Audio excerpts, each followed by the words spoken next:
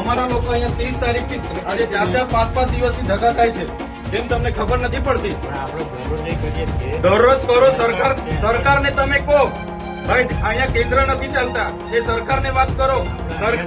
જો મામલતદાર શ્રી, આ લોકોને તમે જ રેશન કાર્ડ આપ્યા છે, બરાબર છે? સરકારે જ રેશન કાર્ડ આપ્યા છે, તેને કેવાયસી કરવાના 2 મહિનાથી આ લોકો ધક્કા ખાય છે.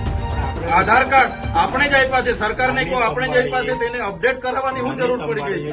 હાલ તમે જેમને સાંભળ્યા એ છે ડેડિયાપાડાના ધારાસભ્ય ચૈતર વસાવા, આમ આદમી પાર્ટીના ધારાસભ્ય. એક સમયે ચૈતર વસાવા એ ખૂબ ચર્ચાઓમાં રહ્યા, ખાસ કરીને ભાજપ સામે હંમેશા તેઓ તાંડવ કરતા હોય એ રીતે જોવા મળી રહ્યા છે.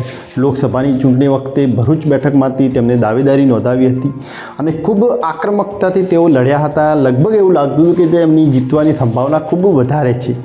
એક સમયના એક એવા ધુરંધર કહી શકાય, આમ આદમી પાર્ટીમાં ખૂબ એમનું વર્ચસ્વ બની ગયું છે. આદિવાસી નેતાઓમાં એમનું એક સારી એવી પકડ બની ગઈ છે.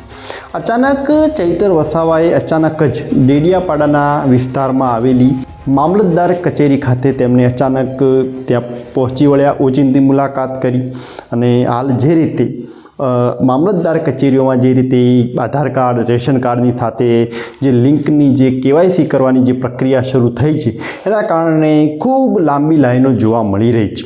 અને આના લઈને અચાનક જ ત્યાં ધારાસભ્ય ચૈતર વસાવા ત્યાં ઓચિંતા મુલાકાતમાં તેઓ પહોંચી ગયા અને મામલતદારને ખૂબ તેમને ધમકાવ્યા, એમના ઉપર આખા પ્રહારો કર્યા કે તમારી સરકારમાં કઈ રીતની આ સિસ્ટમ ચાલી રહી છે, કેમ ગરીબોને લાઇનમાં ઊભું રહેવું પડે છે. જોકે આ વાત સાચી પણ છે. સમગ્ર ગુજરાતમાં હાલ મોટા ભાગની મામલતદાર કચેરીઓમાં કેવાયસી માટે ખૂબ લાઇનોમાં ઊભા રહેવું પડતું હોય છે અને જે રીતે સરકારની સિસ્ટમ એટલી ખરાબ છે કે એમાં કોઈ પ્રકારનું પૂરતો સ્ટાફ નથી હોતો. ખાસ કરીને એની જે વેબસાઇટ હોય એ પણ એકદમ સ્લો ચાલી રહી છે અને એના કારણે એની જે આખી પ્રોસેસ છે એ ખૂબ ધીમી થઈ રહી છે અને એના કારણે કેટલાય લોકો, ગરીબ લોકો કહી શકાય કે જેમને હજી સુધી કેવાયસી નથી કરેલું, એ લોકોને ખૂબ લાઇનમાં ઊભું રહેવું પડતું હોય છે. ઘણા બધા તો 2-3 દિવસથી ત્યાં લાઇનમાં ઊભા હોય છે. એટલે આ બધા કારણોસર ચૈતર વસાવાએ ખૂબ સરકાર ઉપર પણ પ્રહાર કર્યા કે સરકાર વાતો જો વિકાસની મોટી કરતી હોય તો આવા બધા પૂરતો સ્ટાફ કેમ નથી આપતી. અને ખાસ કરીને એમનો જે મત વિસ્તાર છે ડેડિયાપાડા, જે આદિવાસી વિસ્તાર છે, ત્યાં તો પૂરતો સ્ટાફ પણ નથી. ત્યાં આખું લાઇટ કનેક્શનમાં ખૂબ તકલીફો છે. ખાસ કરીને વેબસાઇટ બહુ ધીમી ચાલે છે. આ બધા પ્રક્રિયાના કારણે કેવાયસી કરવું એ ત્યાંના ખેડૂતો, ત્યાંના લોકો માટે ખૂબ મુશ્કેલ બની રહ્યું છે. અને એ જ કારણથી ચૈતર વસાવાએ ખૂબ ઓચિંતી મુલાકાત કરીને મામલતદારને પણ ઠપકો આપ્યો છે, સાથે સરકાર ઉપર પણ અનેક પ્રહારો કર્યા છે.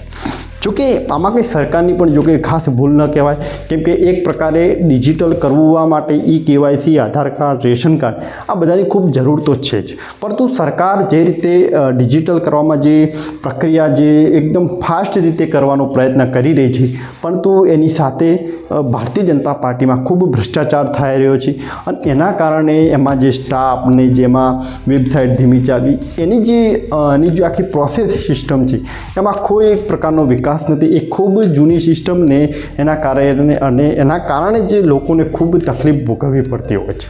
શું કીધું ડેડિયાપાડાના ચૈતરભાઈ વસાવાએ, શું છે સમગ્ર મામલો, એને થોડોક જોઈએ. આધાર કાર્ડ આપણે જ આપ્યા છે, સરકારને કહો આપણે જ આપ્યા છે, તેને અપડેટ કરાવવાની શું જરૂર પડી ગઈ છે? તમારે ડેડિયાપાડામાં કેટલા કેન્દ્રો ચાલે છે પૂછો અમને. ડેડિયાપાડામાં આપણે ICDS માં 2 ચાલે છે ને એક અહીંયા. પોસ્ટમાં કેમ નથી ચાલતું? BSNL માં કેમ નથી ચાલતું? ભાઈ તમારી જવાબદારી નથી? એને પૂછ્યું છે, બોલાવો એ લોકોને. નથી. કેમ ઓપરેટર નથી? તો એની વ્યવસ્થા કરો, સરકારની વાત કરો. ચાલો ઉપર. આ લોકો 2 વાગ્યાથી આવેલા છે. કેટલા જણ 2 વાગ્યાથી છે ભાઈ? આ 2 વાગ્યાથી નાના છોકરાઓ લઈને અહીંયા રાત્રિ રોકાણ કરે છે, તમને ભાન નથી? કલેક્ટર સાહેબ, આગળ મેં તાલુકા સંકલનમાં પણ તમને કીધું હતું કે આ કેવાયસી અને આધાર કાર્ડ અપડેટ માટેના જનસેવા કેન્દ્રમાં નથી ઓપરેટરો કે નથી મશીનો ચાલતા. આજે આ 500 થી 700 લોકો હાથે તમારા પ્રાંત અધિકારી સાહેબ, તમારા મામલતદાર સાહેબ અને હું પોતે ઉભો છું. લોકો 30 તારીખથી અહીંયા આટા મારે છે, રાતે 2 વાગ્યાના અહીંયા આવીને ઊંઘે છે સાહેબ. તો આ કઈ રીતના ચાલશે? જિલ્લા સંકલનમાં તમને મેં કીધું તો તમે કીધું બધી ડેડિયાપાડા જનસેવા કેન્દ્ર મામલતદાર કચેરી પર અમે ઉભા છે.